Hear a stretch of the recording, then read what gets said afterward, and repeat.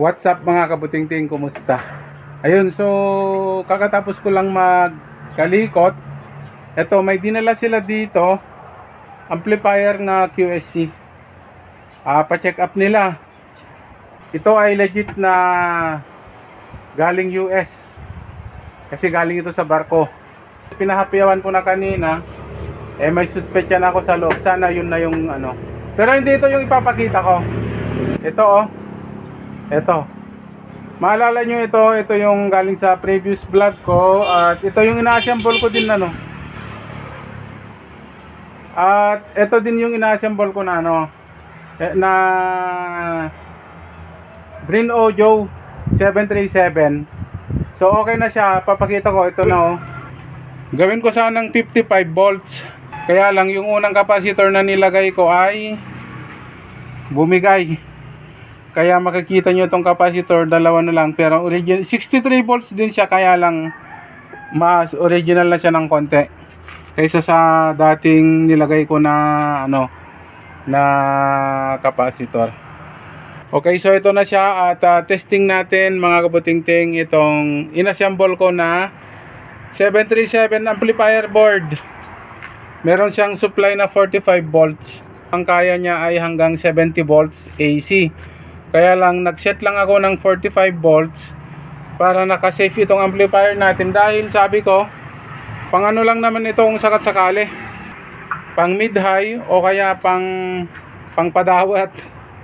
Parapol ko siguro to kung pag-iisipan ko pa. Pero so far okay na. O testing natin. Testing ko pala. Ito yung magsisilbing low natin. Ito rin yung magsisilbing high. At left and right channel po siya. On ko. Ayun power. Saglit lang at maglagay ako ng input. Maglagay ako ng mixer. Para may may control din. Gamitin nga pala natin itong Ibido na mixer natin. At tamang-tama yung nagtanong about dito sa Ibido mixer natin na paano daw i-connect kung maraming amplifier.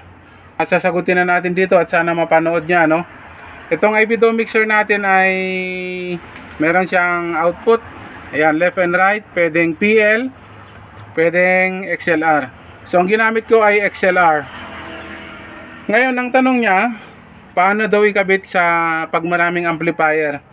Kung yung amplifier mo ay walang line in, line out, may nabibili po sa Shopee o sa Lazada na XLR to XLR na splitter.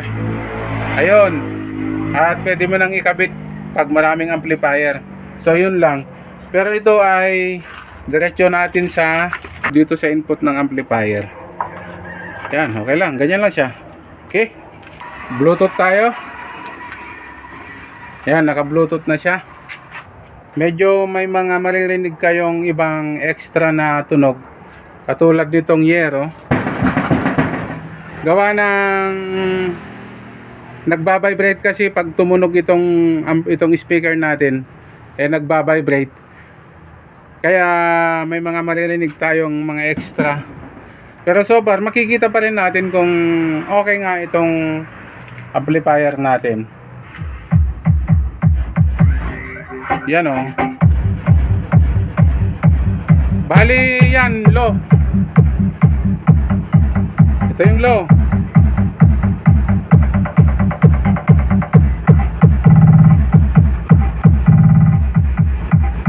Bali low po yung nakalagay. Ito. Okay na.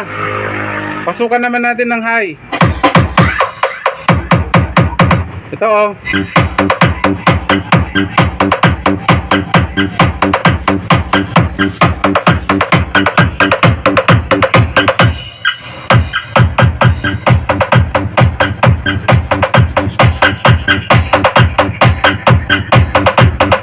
Ito po yung high. Ito yung low.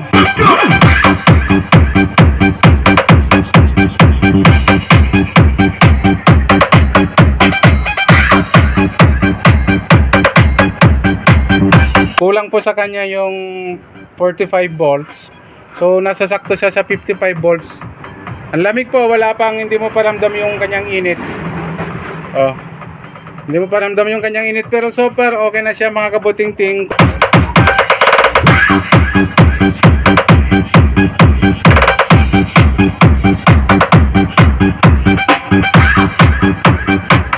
Kung mahilig ka sa sounds at wala kang pambili ng amplifier, pwede mo munang utay-utayin. Katulad nito, unti-unti lang.